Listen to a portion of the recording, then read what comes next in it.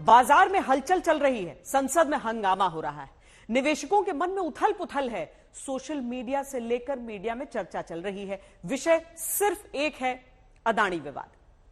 सवाल सीधा सा है, जनता के पैसे का क्या होगा? आपने LIC, state bank of India, Punjab national bank में अगर पैसा लगाया है और इन संस्थानों ने अदानी की अलग अलग कंपनियों में कर्ज के तौर पर पैसा दिया है, तो उस पैसे का अभी की मौजूदा स्थिति में क्या होगा?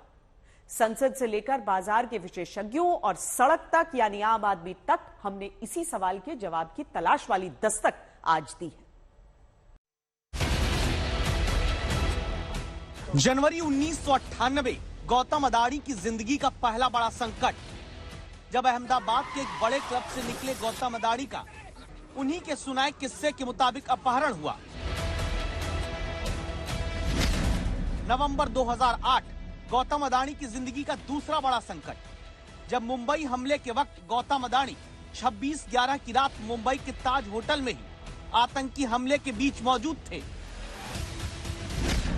फरवरी 2023 गौतम अदानी की जिंदगी का तीसरा बड़ा संकट, जब पिछले 9 दिन के भीतर अदानी ग्रुप की कंपनियों को 10 लाख करोड़ रुपए का नुकसान हुआ।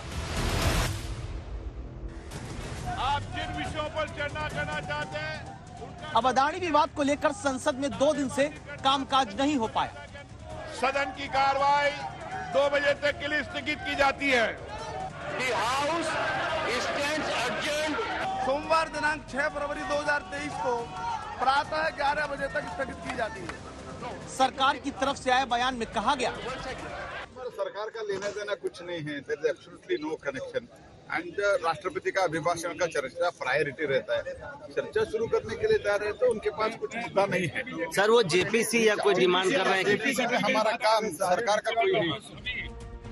विपक्ष के नेता अदानी विवाद को महाघोटाला बताकर संयुक्त संसदीय समिति से जांच कराने या फिर सुप्रीम कोर्ट की निगरानी में कमेटी बनाकर जांच की मांग करते हैं और दलील ये देते हैं, आज देश के करोड़ों लोगों का पैसा LIC में डूब रहा है, आज देश के करोड़ों लोगों का पैसा SBI में डूब रहा है, आज देश के करोड़ों लोगों का पैसा सरकारी बैंकों में डूब रहा है और सरकार खामोश है। अमृतकाल का महाघोटाला जो सामने आया है, खास करके LIC और स्टेट बैंक ऑफ इंडिया में जो लोगों का पैसा है, उसके बारे में बहुत चिंता है लोगों को। जनता के मेहनत के पैसे LIC में लगते हैं, वो आप अपने दोस्त की कंपनी में लगवा देते हो और शेयर धड़ाम से डूबता है। पैसा किसका गया? उन्हीं का गया जो मिडिल क्लास आदमी है, जो आम आदमी है, इस देश का नागरिक है, उसका पैसा डूबता है। उसकी हम चर्चा करना चाहते हैं, हम पूछना चाहते हैं कि भाई ये क्या हो गया। आज LIC में मुझे लगता है 90% जो गरीब और मध्यम वर्ग के लोग हैं उनकी पॉलिसी उसमें रहती है। आज LIC खतरे में है, आज SBI खतरे में है। गंभीर चिंता की बात, बहुत सारे लोगों के जीवन भर की कमाई बैंक में जमा है, पता चला बैंक फेल हो गई तो 1 लाख रुपया ही मिलेगा, उससे ज्यादा कुछ मिल नहीं सकता। रोजाना गिर रहा है ऐसे यार, लोग घबराए हुए हैं, लोग बैंक से अपना पैसा निकालना चाहते हैं, बैंकों के पास पैसा नहीं, ये स्थिति है। इन सारे बयानों को सुनने के बाद दस्तक देते इन सवालों का जवाब अब तलाशना है कि आखिर सरकारी बैंक और LIC का कितना पैसा अदानी ग्रुप की कंपनी में लगा है। क्या अदानी का पैसा डूबने से जनता का पैसा डूबने की बड़ी आशंका है? क्या जनता अपने बैंक और LIC में लगे पैसे को लेकर घबरा रही है, या फिर बाजार की उथल पुथल का फायदा सियासत उठा रही है? जो सवाल अभी आपने सुने, इनका जवाब 3 लोग दे सकते हैं। पहले तो वो आम लोग देश के जिनका पैसा डूबने की आशंका विपक्षी दल जताते हैं।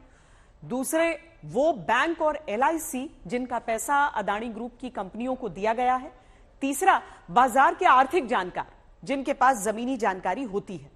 इन तीनों के पक्ष को आपको हम सुनाएंगे ताकि सियासत नहीं बल्कि हकीकत की दस्तक आप जान सकें। सबसे पहले यह नोट करिए कि सरकारी बैंकों और LIC का कितना पैसा अदानी ग्रुप में लगा हुआ है या कर्ज पर दिया गया है। भारतीय जीवन बीमा निगम यानी LIC ने अदानी ग्रुप की 5 कंपनियों में निवेश किया है। यह रकम करीब 36,474 करोड़ रुपए बताई जाती है।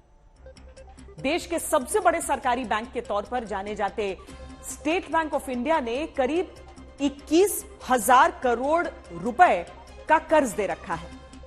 पंजाब नेशनल बैंक की तरफ से 7,000 करोड़ रुपए अदानी ग्रुप को दिए गए हैं। जानकारी है कि भारतीय बैंकों और एलआईसी का कुल करीब 80,000 करोड़ रुपया अदानी ग्रुप में किसी न किसी रूप में जुड़ा हुआ है, चाहे निवेश के तौर पर या कर्ज के तौर पर।